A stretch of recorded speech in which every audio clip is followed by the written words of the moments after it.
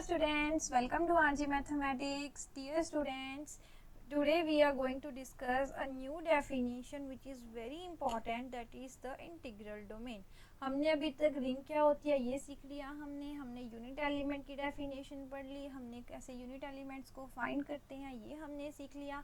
आज हम पढ़ेंगे कि इंटीग्रल डोमेन क्या होता है। आप किस कंडीशन, ऐसी कौन सी कंडीशंस हैं जो आपको चाहिए किसी भी, अगर आपने रिंग को इंटीग्रल डोमेन बोलना है तो आप कैसे बोलोगे। सो बेसिकली स्टूडेंट, इसकी सिर्फ एक बड़ी इजी सी कंडीशन है आपके पास। अगर मैं कोई आर सेट ले लूँ, set R under addition and multiplication, a set R है ना, विच इज अ रिंग। आप रिंग लिख लो, चलो, a ring R, a ring R under addition and multiplication is called an integral domain, is called an integral domain। मैं इसको integral domain तभी बोलूँगी अगर मैं इसमें से कोई दो एलिमेंट्स उठा लूँ x एंड y, अगर किसी दो एलिमेंट्स की प्रोडक्ट ज़ीरो है देन विच इम्प्लाइज आइदर, तो इन दोनों में से या तो x को ज़ीरो होना पड़ेगा या फिर y को ज़ीरो होना पड़ेगा, where both the x y comes from this set R। very very easy definition। क्या किया हमने, एक रिंग है हमारे पास, उसको मैं इंटीग्रल डोमेन तभी बोलूँगी अगर उसके किसी दो एलिमेंट्स की प्रोडक्ट अगर ज़ीरो है देन डेफिनेटली उसमें से किसी ना किसी एक को क्या होना पड़ेगा, ज़ीरो होना पड़ेगा।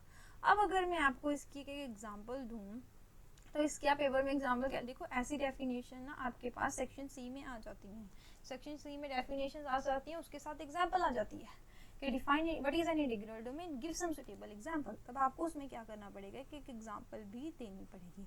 एग्जांपल आप क्या लिख सकते हो, the set of integers defined over iota which is equals to X plus iota Y where X comma Y belongs to, यहाँ पर z आना है, where x, y belongs to the set of integers।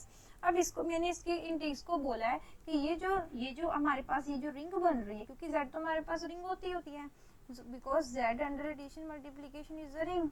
तो मैं इसकी example दे रही हूँ कि जो ये सेट है मेरे पास, ये जो रिंग है ये क्या है, इंटीग्रल डोमेन है। अब मेरे को तो ये प्रूव भी करना पड़ेगा वहाँ पर कैसे कैसे ये इंटीग्रल डोमेन है। तो मैं क्या कर रही हूँ, मैंने यहाँ से कोई दो एलिमेंट्स उठाए, एक a प्लस आइटा बी उठाया, एक x प्लस आइटा y उठाया। अब इंटीग्रल डोमेन की डेफिनेशन क्या होती है कि आपने इन दोनों की प्रोडक्ट को किसके इक्वल रखना है, जीरो के। मैंने आपको समझाया था जब भी कॉम्प्लेक्स नंबर हो टेक देयर कॉन्जुगेट्स लिए तो ये आंसर आ गया। उसके बाद आपने मल्टीप्लाई कर देना दोनों इक्वेशंस को, मल्टीप्लाई इक्वेशन 1 एंड 2। आपने दोनों इक्वेशंस को एक दूसरे के साथ क्या कर देना है, मल्टीप्लाई कर देना है। जब हम इन दोनों इक्वेशंस को एक साथ मल्टीप्लाई करेंगे तब हमारे पास आंसर क्या आएगा, यहाँ पर फिर से हम वही वाली प्रॉपर्टी लगाएंगे, a plus B into A minus B, A square minus B square property. So हमारे पास आंसर जो है वो क्या आ जाएगा हमारे पास, so answer is A square plus B square into X square plus Y square which is equals to 0। अब हमें क्या करना है, आइदर दिस इक्वल्स टू 0 मल्टीप्लीकेशन। अब देखो ये दोनों नंबर्स क्या हैं, अब इसमें से आइटा हट गया, आइटा कैंसिल हो गया, तो ये दोनों क्या हैं, ये तो सिर्फ और सिर्फ आपके z है ना, ये तो सिर्फ और सिर्फ आपके पास इंटीजर नंबर्स हैं। अब इंटीजर्स क्या होती है, इंटीजर में तो आपको पता है कि अगर मैं किसी दो इंटीजर्स की मल्टीप्लीकेशन करूं और वो जीरो है तो पक्का उसमें से किसी ना किसी एक को क्या होना पड़ेगा, जीरो, क्योंकि 2 इंटू 4 तो जीरो कभी भी नहीं होगा, 0 इंटू 2 जीरो होगा, है ना। तो उसमें से किसी ना किसी एक को तो जीरो होना ही पड़ेगा। तो इसमें से या तो a square plus B square equals to 0 होगा, या फिर कौन सा केस बनेगा कि x square plus Y square 0 के इक्वल होगा। अब मुझे ये बताओ, ऐसे कौन, अगर यहाँ पर मैं b को 0 कर दूं तो a की वैल्यू क्या आएगी, 0, y को 0 कर दूं तो x की वैल्यू भी क्या आएगी, 0। मीन्स सिर्फ और सिर्फ एक ही पॉसिबिलिटी है। देखो आप मेरे को कोई भी ऐसे इंटीजर्स नहीं बोल सकते जिसकी स्क्वायर करके आप उसको प्लस करो और वो 0 हो जाए, हो ही नहीं सकता। ओनली तब होगा अगर दोनों 0 हैं। अगर मैं आप बोलो मैम a को 0 ले लो, b को 2 ले लो, लेके देख लो 0 स्क्वायर प्लस 2 स्क्वायर कितना आ जाएगा, 0 प्लस 4 4, 0 नहीं आ रहा। ये तभी पॉसिबल है अगर a और b दोनों क्या हो, 0। अगर a और b ही 0 हो गए तो आपका जो एलिमेंट था वो a प्लस आइटा b वो क्या बन गया 0 प्लस आइटा 0। और केस में अगर मैं इसकी बजाय इसको 0 ले रही हूँ तब एक्स वाई 0 आ रहे हैं, तो आपका जो एलिमेंट था x प्लस आइटा वो क्या बन गया 0 प्लस आइटा 0। ये क्या रिजल्ट आ गया हमारे पास कि हम लेकर क्या चल रहे थे कि इफ हमारे पास क्या आ गया कि अगर a प्लस आइटा b हमारा इंटू एक्स प्लस आइटा इनके प्रोडक्ट 0 है तो सॉल्व करते हमारे पास क्या आ गया, या तो आइदर ये किसके इक्वल होगा 0 प्लस 0 आइटा आगे, या फिर ये वाला जो एलिमेंट है ये किसके इक्वल होगा 0 प्लस 0 आइटा। यही तो इंटीग्रल डोमेन की कंडीशन होती है कि अगर किसी दो एलिमेंट्स की प्रोडक्ट 0 के इक्वल है तो उनमें से किसी ना किसी एक एलिमेंट को क्या होना पड़ेगा 0 होना पड़ेगा। यही थी हमारी कंडीशन कि अगर उस सेट के दो एलिमेंट्स की प्रोडक्ट 0 है तो उसमें से दोनों को क्या होना पड़ेगा, एक को क्या होना पड़ेगा 0 होना पड़ेगा। और हमारे केस में इस सेट के एलिमेंट्स कैसे थे, हमने एलिमेंट्स कैसे लिए थे, ये a प्लस आइटा b और x प्लस आइटा y, तो इन दोनों में से ही किसी एक को क्या होना पड़ेगा 0, क्योंकि ये जो दो आपके एलिमेंट्स हैं ये कहाँ से आ रहे थे, ये दोनों एलिमेंट्स आपके सेट से आ रहे थे ना, तो ये दो एलिमेंट्स क्या इनमें से किसी एक को क्या होना पड़ेगा 0 होना पड़ेगा। और हमारे पास लास्ट में रिलेशन भी यही आया है कि इन दोनों में से एक एलिमेंट को क्या होना पड़ेगा 0 होना पड़ेगा। So which implies your given example the set of integers जो आपने डिफाइन की है वो क्या है, एक इंटीग्रल डोमेन है। क्या है वो, एक इंटीग्रल डोमेन है। Okay, so now moving to the next definition, that is your division ring. What is a division ring? ये division ring क्या होती है, इसकी भी same definition as a division ring plus with example examiner आपसे पूछ सकता है। So second definition is your division ring. क्या होती है division ring? देखो मैंने आपको रिंग की प्रॉपर्टीज में बताया था कि अंडर मल्टीप्लिकेशन में रिंग जो है वो सेमी ग्रुप होती है, मींस उसके पास आइडेंटिटी नहीं होती, उसके पास मल्टीप्लिकेटिव इनवर्स नहीं होता। अब डिवीजन रिंग में क्या है, डिवीजन रिंग में अगर उसके पास ये दोनों प्रॉपर्टीज एग्जिस्ट कर जाएं, मतलब अब अगर उस रिंग के पास इनवर्स भी हो जाए और यूनिटी भी आ जाए तब आप उसको क्या बोल दोगे, division ring. Means if a ring are set under addition and multiplication has, if a ring has unity का मतलब क्या होगा कि 1 उसको बिलोंग करे, and every non-zero element has its multiplicative inverse, multiplicative inverse, उसके पास अंडर एडिशन में multiplicative inverse भी आ जाए, देन आप उस रिंग आर को क्या बोलोगे, डिवीजन रिंग। क्योंकि जो नॉर्मल रिंग होती है उसके पास ये दोनों प्रॉपर्टीज नहीं होती। जो मैंने आपको बताया था जो नॉर्मल रिंग होती है वो सेमी ग्रुप होता है अंडर मल्टीप्लिकेशन। अगर सेमी ग्रुप है तो उसमें सिर्फ दो ही प्रॉपर्टीज होंगी, एक क्लोजर होगी, एक एसोसिएटिविटी होगी, बाकी की नेक्स्ट प्रॉपर्टीज उसमें नहीं होती। अगर वो दोनों प्रॉपर्टीज आ जाएं तो वो रिंग आपकी जो नॉर्मल साधारण सी रिंग है वो कैसी रिंग बन जाएगी, एक डिवीजन रिंग बन जाएगी। ओके, नेक्स्ट है हमारे पास डेफिनेशन ऑफ अ डिवाइजर। अच्छा, फील्ड की भी डेफिनेशन अभी साथ में ही करवा देती हूँ। देखो फील्ड की डेफिनेशन क्या है, अब देखो अब उस रिंग के साथ, नॉर्मल रिंग के साथ इस डिवीजन रिंग के पास यूनिटी भी आ गई, मल्टीप्लिकेटिव इनवर्स भी आ गई, 4 प्रॉपर्टीज आ गई, एक मिसिंग है कम्यूटेटिविटी। अब अगर डिवीजन रिंग में अगर एक मतलब डिवीजन रिंग के पास तो सभी आ गई ना, उसमें वो अबेलियन ग्रुप भी है अंडर एडिशन और ग्रुप है अंडर मल्टीप्लिकेशन। अब अगर ये डिवीजन रिंग में एक प्रॉपर्टी और जोड़ दूं कम्यूटेटिविटी, तो वो क्या बन जाएगी, फील्ड। क्या बन जाएगी, फील्ड। फील्ड की डेफिनेशन क्या लिखेंगे हम, अ कम्यूटेटिव डिवीजन रिंग। क्योंकि देखो जो ये डिवीजन रिंग है आपके पास, इसके पास कौन कौन सी प्रॉपर्टीज हैं, इसमें आपके जो आर सेट है वो अबेलियन ग्रुप है अंडर एडिशन, और ये आपका सिर्फ एक ग्रुप है अंडर मल्टीप्लिकेशन। क्यों ग्रुप क्यों है? क्योंकि इसमें क्लोजर भी है, इसमें एसोसिएटिविटी भी। अब ऊपर मैंने लिखा है कि इसमें आइडेंटिटी यूनिट एलिमेंट भी है और इसमें इनवर्स भी है। ये चारों प्रॉपर्टीज आ गई। अब इन एक किसकी कमी है? एक कम्यूटेटिविटी की कमी है। तो अगर इसके साथ एक कम्यूटेटिविटी प्रॉपर्टी भी आ जाए तो एक कम्यूटेटिव डिवीजन रिंग जो होती है वो आपके पास क्या बन जाती है? फील्ड। क्या बन जाती है? फील्ड। क्लियर? ओके।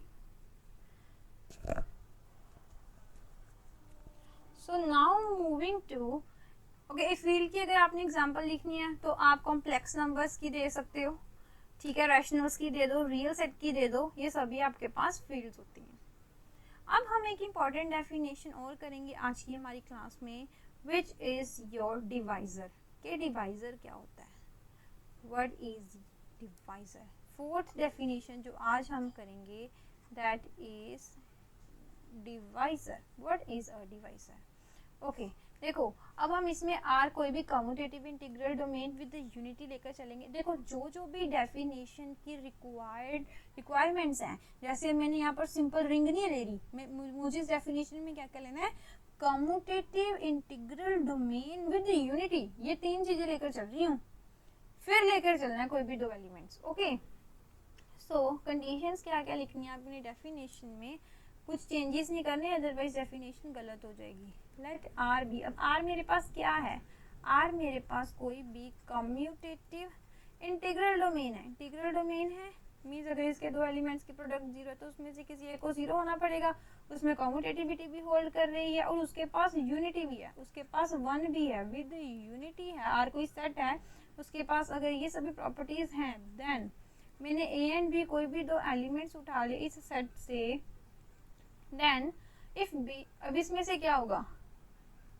मैंने कोई भी दो ये एलिमेंट्स ले लेने हैं इस सेट में से, देन डिवाइजर का मतलब क्या है कि कोई किसी को डिवाइड करेगा।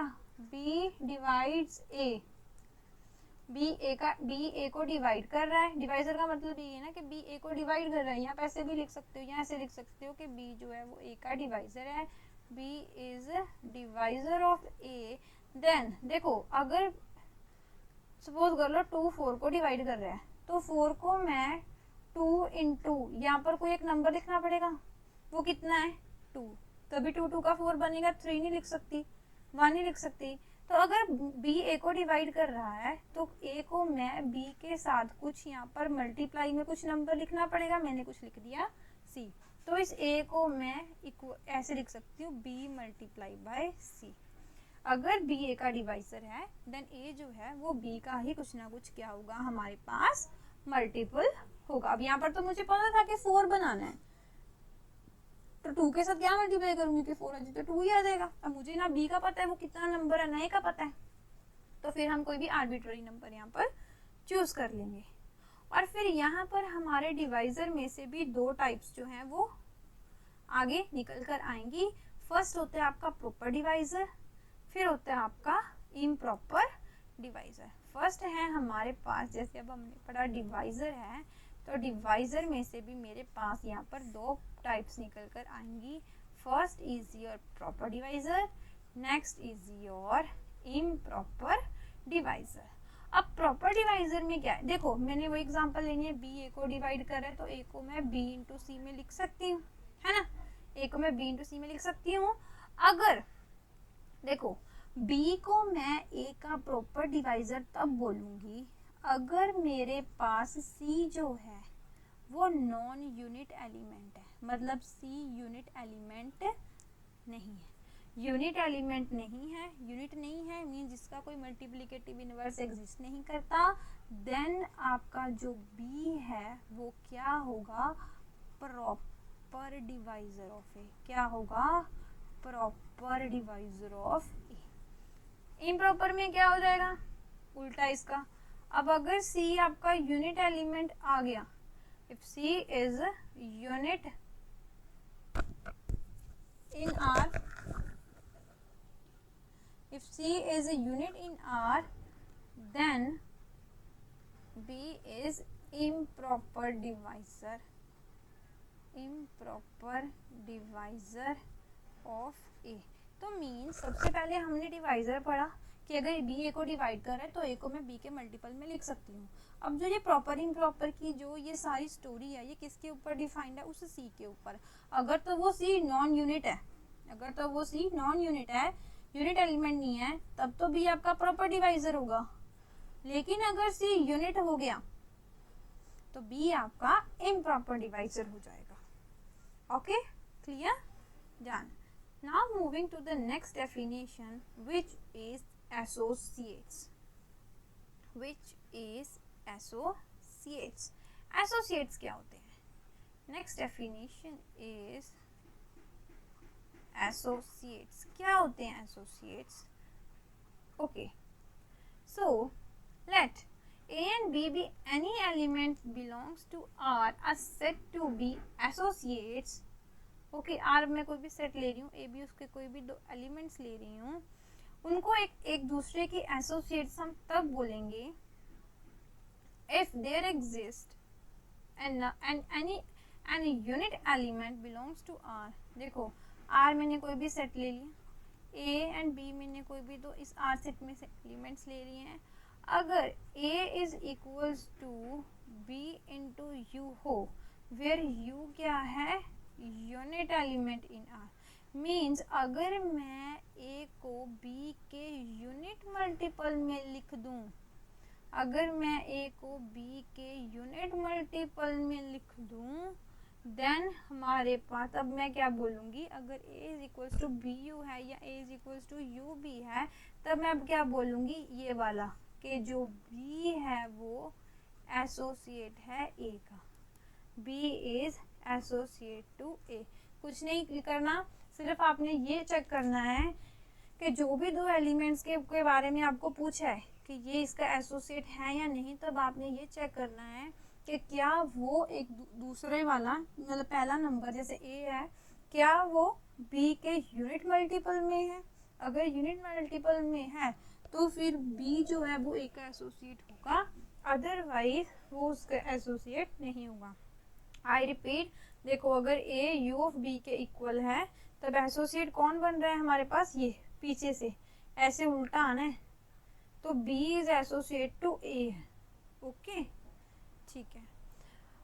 Okay students, so today we are done for our session, बाकी का हम आपकी नेक्स्ट क्लास में करेंगे। So if you find my videos helpful for you, so do like, comment, share and subscribe my channel, and please press the bell icon to get all the notifications. So students, this is our free session course जहाँ पर मैं आपको algebra 2 पढ़ा रही हूँ, MSc mathematics 3rd same के लिए, first semester की भी मैं क्लासेस ले रही हूँ, ग्रेजुएशन की भी मैं क्लासेस ले रही हूँ। इन केस अगर आपको आपके जो सिलेबस में जो अनदर सब्जेक्ट्स हैं, अगर आप उनकी क्लासेस लेना चाहते हो तो उसके लिए आप हमारा पेड कोर्स ज्वाइन कर सकते हो। जो स्टूडेंट्स इन सब्जेक्ट्स के अलावा उनको जो अनदर सब्जेक्ट्स हैं अगर उनकी क्लासेस लेना चाहते हैं, then please do drop a message in the comment book so that I can contact with you. Okay, thank you for watching. Okay students, bye bye.